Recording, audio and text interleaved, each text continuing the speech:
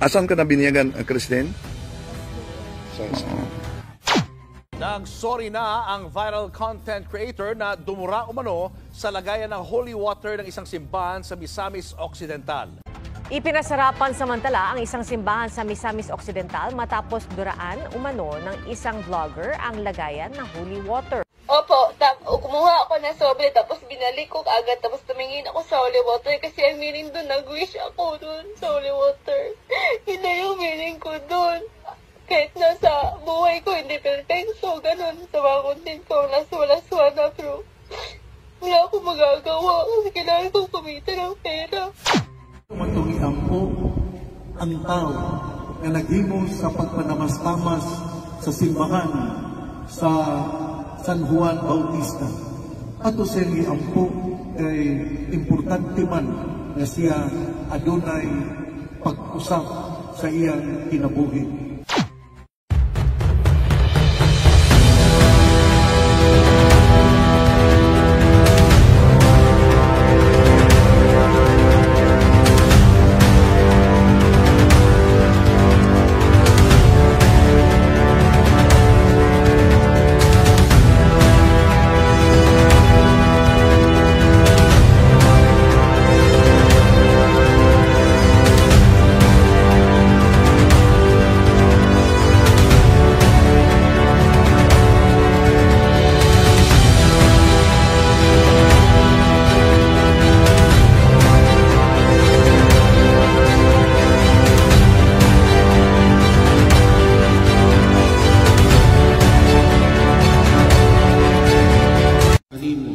Kanimo lamang kung nakabuhat o butang iisip mong dautan.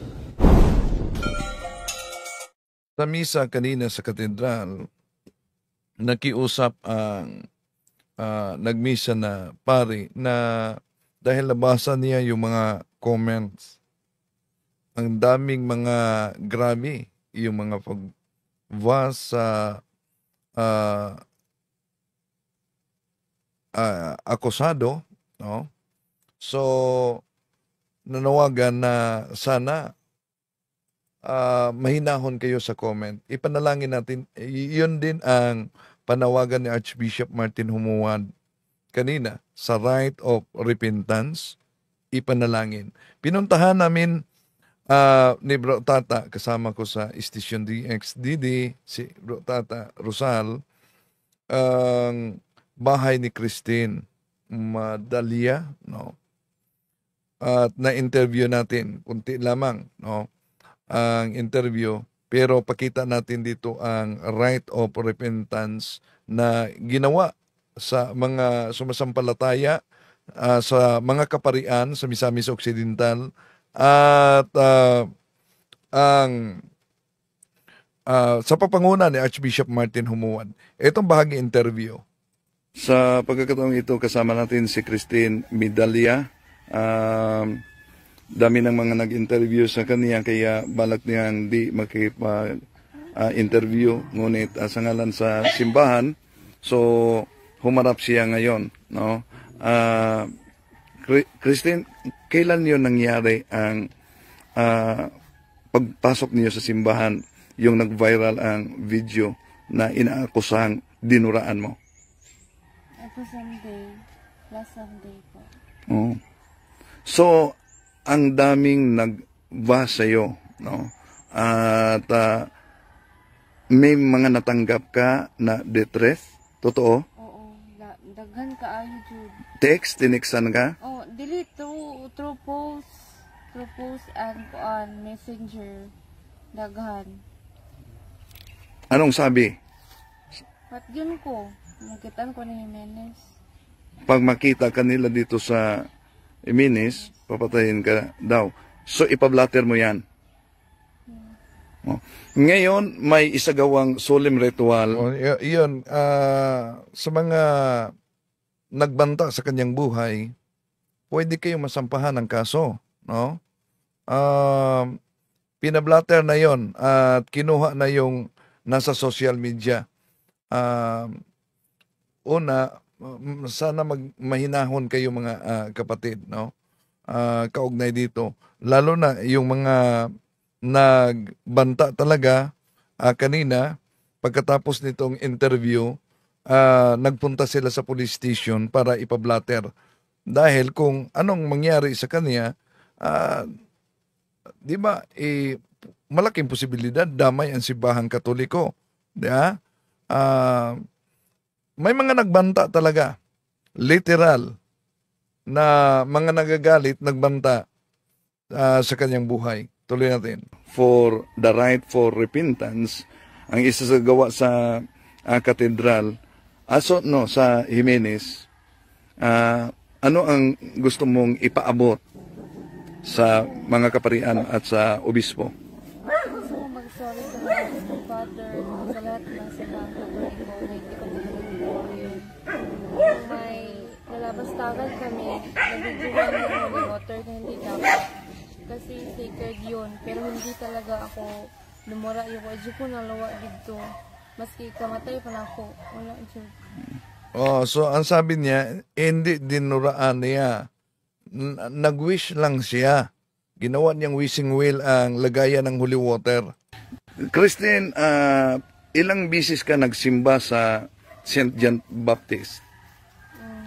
Although siya ay Seventh-day Adventist, pero nag-aral kasi ito sa St. John the Baptist High School, yung katabi sa simbahang Katoliko, no?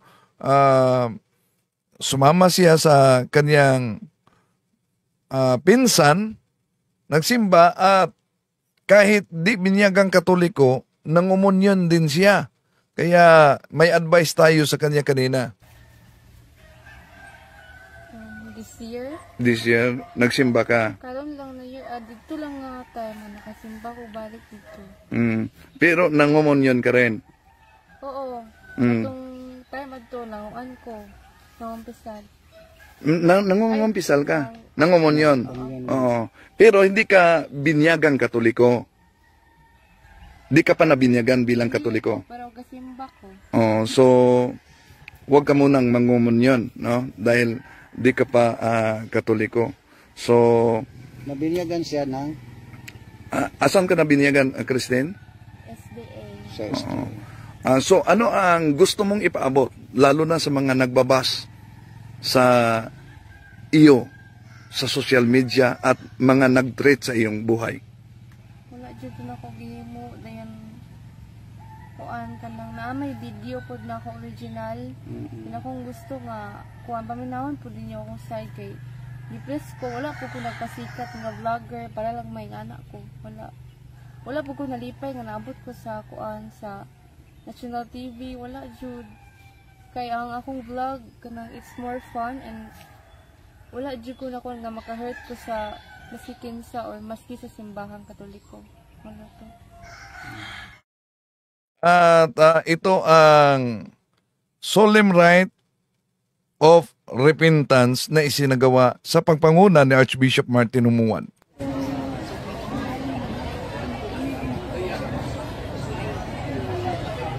So ito po ang Sa akong pag-iingon karon na rito ang una atong himuon ng pagprosesyon sa krus.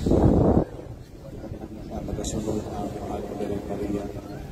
Magadala sa krus bilang sa St. Luke de Mary. Sanglin ang maunang simbahan ng parokya ni St. John the Baptist sa Tupan sa St. Luke de Mary. O pagasundan sa Mahal na Birhen Maria, galing sa kuta, then ang mga kapatian, then si Archbishop o mga katawan.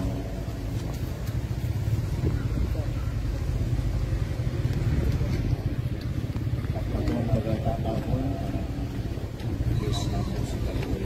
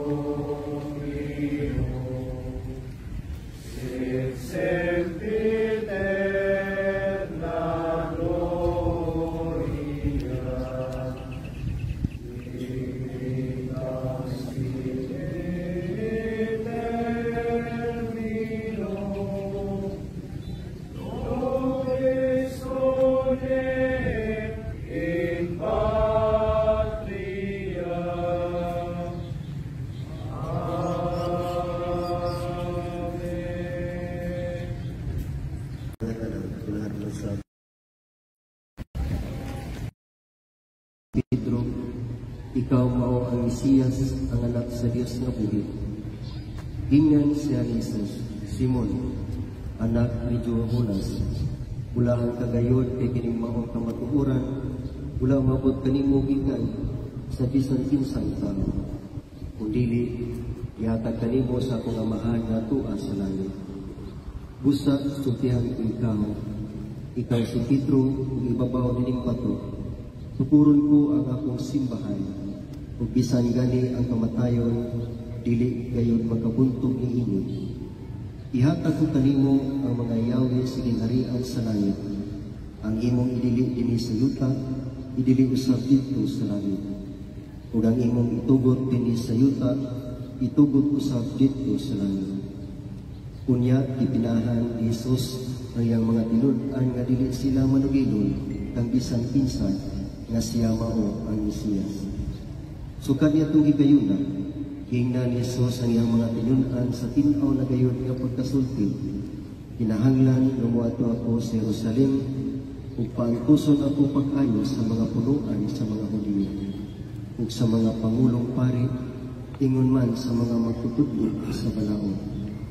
Patyon ako nila, apan sa katulong adlaw mabantay ako.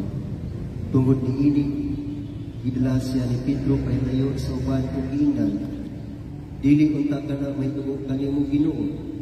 Niliso si Jesus ingon kang Pedro, pahawak sa tanas, nagbabag ka kanako, kaya imong unahuna sa tao, ug dili sa Dios. Ang Ebanghelyo sa Ginoo. Gisiraduan tungod sa usa ka sala. Daghang nakutana nganuman nga siradan man ang simbahan nga usa ra man nakasala. Pero sa ako nang gikasulti, ang kasaypanan, ang kasalanan adunay gitawag og corporate personality nga ipasabot nga ang usa ka makasasala nakaapektar gayon sa katawhan. Sama sa gisulti ni San Pablo dinang sa iyang sulat ngadto sa taga Corinto nga ang dunagali ang usa nga mag-antos, ang uban usab nga parte mag-antos usab. Mao nga kita nagkapundong nangayo og pasaylo sa itong mga sala o atong huna-hunaon nga ang pagpanamastamas sa simbahan usa ka pagpanamastamas usab sa Ginoo. Sanglit kita mga anak man sa Dios, mangayo kitag pasaylo sa atong mga kasaypanan. Atong nadungog ang Ebanghelyo. Nangutana, kinsa man ako sumala sa mga tao. Si Simon Pedro moingon, "You are the Messiah, the Son of God." Kunya, sa laktod na pagkasulti, ang Ebanghelyo miingon kay ang kamatayon dili yun makabuntog sa gugma sa Dios. Mao nga ang sala dili yun mamahimong madaugon kay kung ang katawhan mobalik sa Ginoo ug mangayo pasaylo. Ania kita tungod kay naghinulsol kita sa atong mga sala. Ania kita aron atong ipakita nga dako ang atong kalapasan o kita sayot nga ang gugma sa Dios mao gyud makabuntog sa kasalanan. Mao nga ania kita aron atong pangayoon sa Ginoo nga unta iya kitang pasayloon. Mga igsoon, ato yung ipakita na kita nagmasulukon sa pagsira sa ato na simbahan. O ako gahangyo kaninyo na inyo kong ipakita na doon na kamo'y pangandoy na musulod sa simbahan aron ato maablihan og sayo.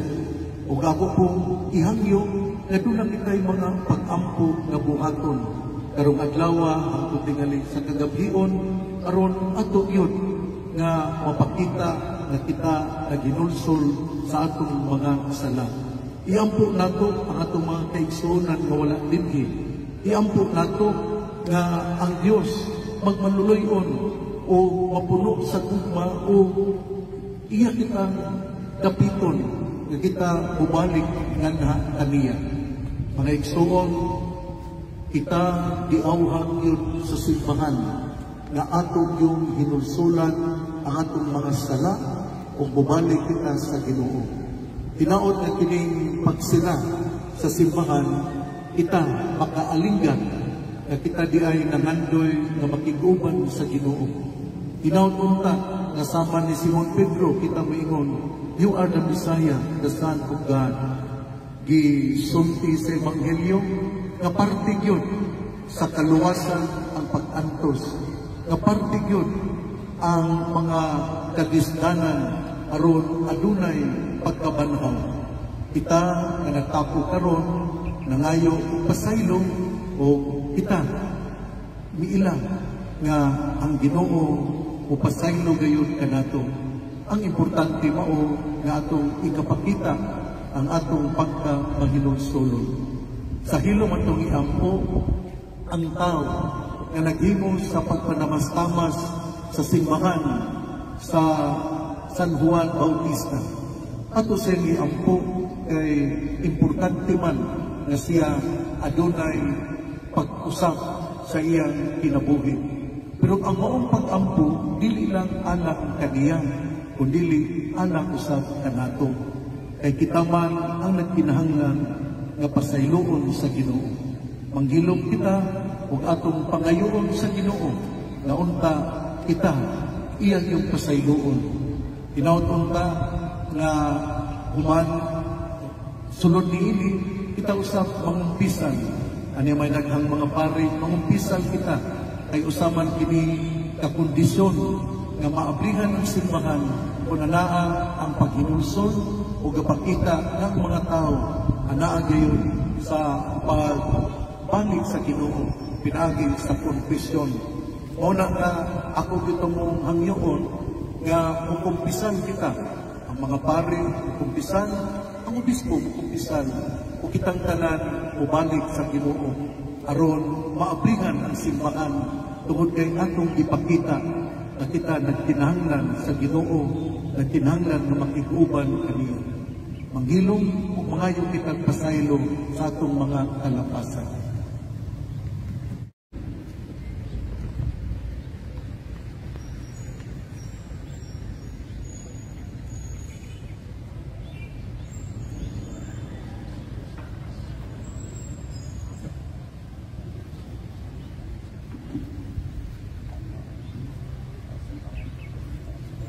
Part yan sa solemn rite of repentance na isinagawa kanina sa pagbisita ako sa bahay nila ni Christine.